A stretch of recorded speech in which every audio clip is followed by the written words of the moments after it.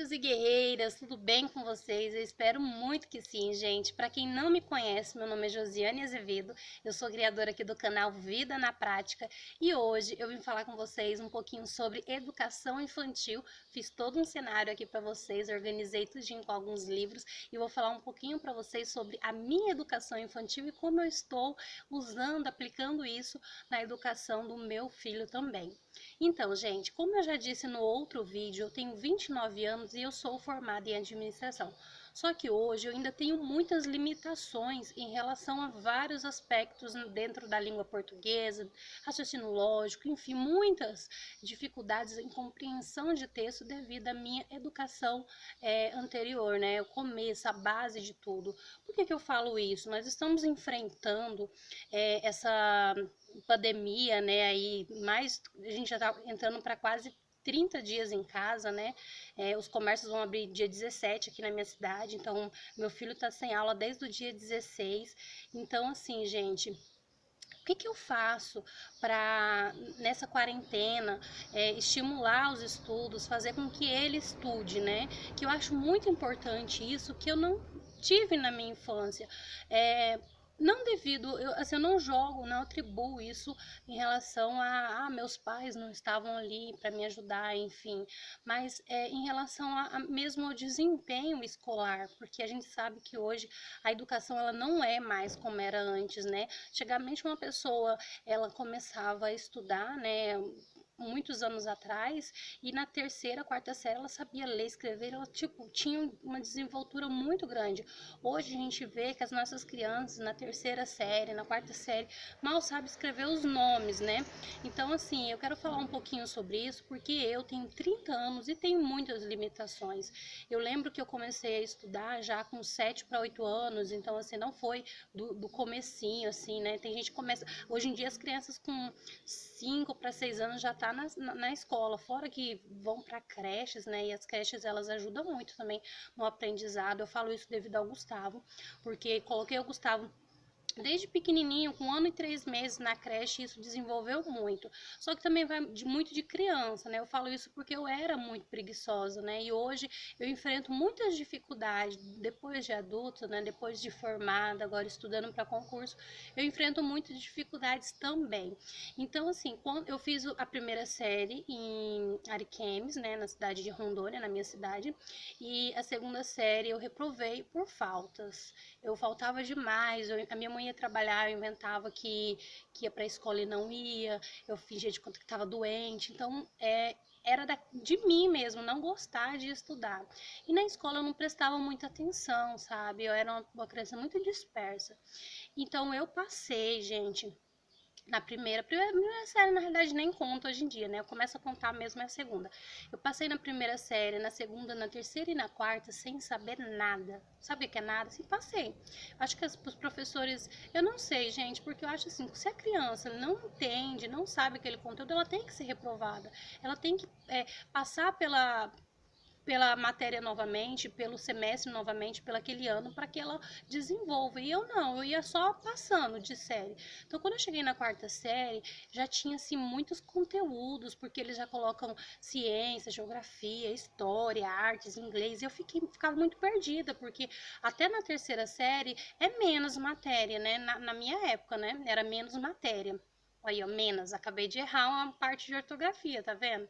Então é menos. Então, assim, a questão também da leitura, ela também influencia muito. Eu vou falar isso também em um outro vídeo.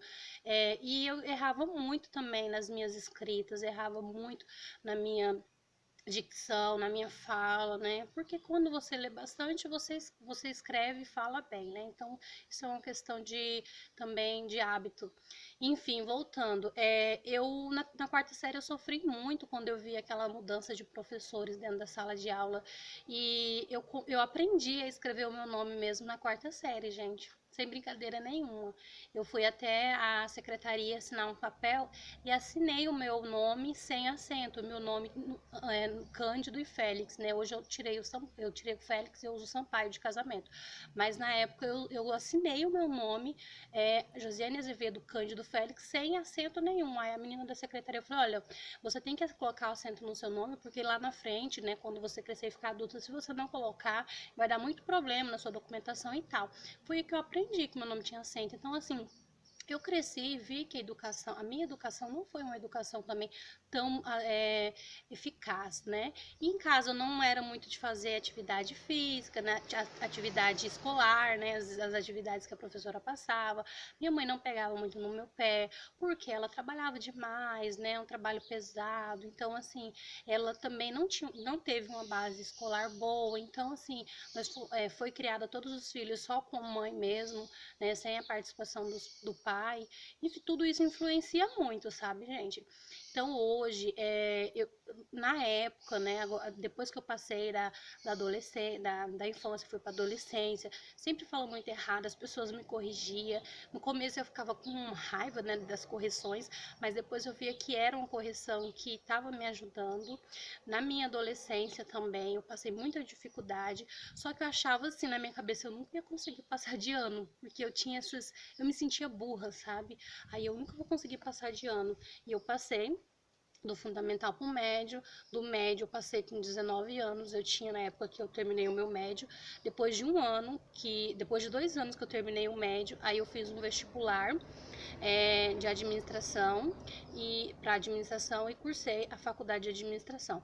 Eu vou fazer em outro vídeo, eu vou falar um pouquinho sobre essa questão de ter feito o Enem também, que eu fiz o Enem, e a questão também do vestibular e da minha faculdade. Eu vou explicar em outros vídeos.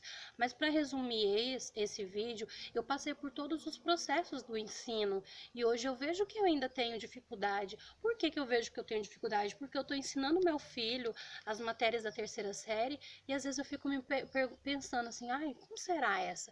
Eu também quebro a cabeça ali para ensinar ele. Então, como é que eu faço com o Gustavo agora nessa quarentena?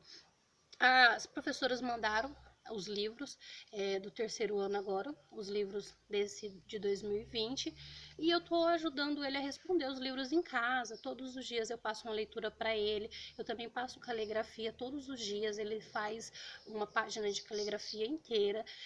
Eu sempre peguei muito no pé do Gustavo em relação aos estudos, ele sempre foi uma criança muito inteligente, ele é uma criança muito inteligente, porém ele também tem a preguiça, a mesma preguiça que eu tinha lá atrás. E eu vejo, me espelho, né? Eu vejo eu como o Gustavo antigamente. Então eu coloco assim as minhas energias em poder ajudar ele naquilo que eu sei. Gente, eu fiz até Kumon, para vocês terem uma ideia. Quando eu tinha 18 anos, eu fiz Kumon, eu ficava naquela salinha das criancinhas lá, sabe? Fiz um teste para saber qual era o meu nível de aprendizado. Eu estava na terceira série na época que eu fiz, né? Eu não estava nem fazendo faculdade nessa época. Então, assim, isso me fez enxergar que a importância do estudo, a base, é muito forte, sabe, gente? Hoje eu ainda tenho muitas limitações, eu ainda tenho a minha ortografia que eu preciso melhorar. Português é muito complexo, então eu leio muito para mim desenvolver uma escrita melhor, uma fala melhor, errar menos na hora de falar, porque é um vício de linguagem, você acaba errando e nem vê, nem percebe, sabe?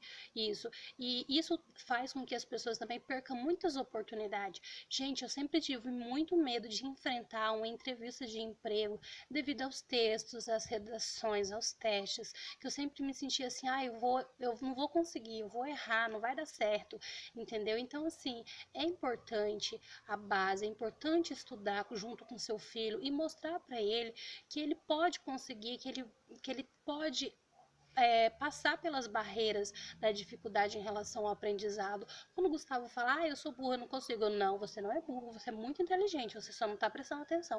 Então eu estimulo muito isso nele, sabe? Então, assim, eu sei que eu vou vencer isso. E esse canal é para isso.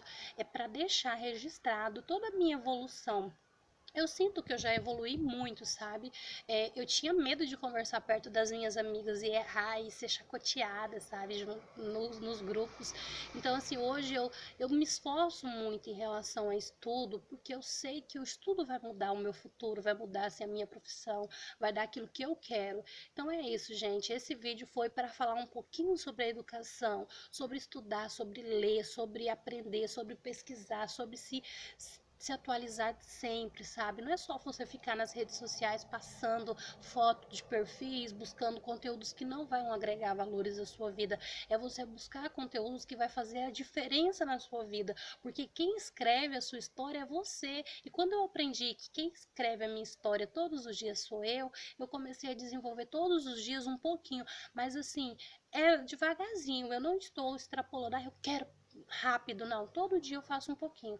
Todo dia eu faço um pouquinho. No final da noite eu me sinto vitoriosa de ter concluído, de ter feito. E também ensino meu filho todos os dias. Todos os dias ele lê, todos os dias ele faz continha, todos os dias ele faz caligrafia.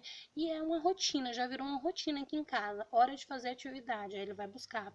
Eu acompanho as atividades de escola dele. Tô sempre no pé mesmo, porque eu sei que aquilo que eu não, a dificuldade que eu tive no passado, eu não quero que ele tenha no futuro. Então, eu fico muito no pé dele por causa disso. Então é isso, gente. Vou ficando por aqui. Eu espero muito que vocês tenham gostado desse conteúdo. Vou fazer outros conteúdos falando sobre educação e falando sobre as minhas limitações, explicando para vocês como eu passei no Enem, o que eu fiz para passar no Enem e como que foi os meus 4 anos de faculdade. E hoje, como que está sendo a minha rotina de estudo em relação ao concurso, tá bom?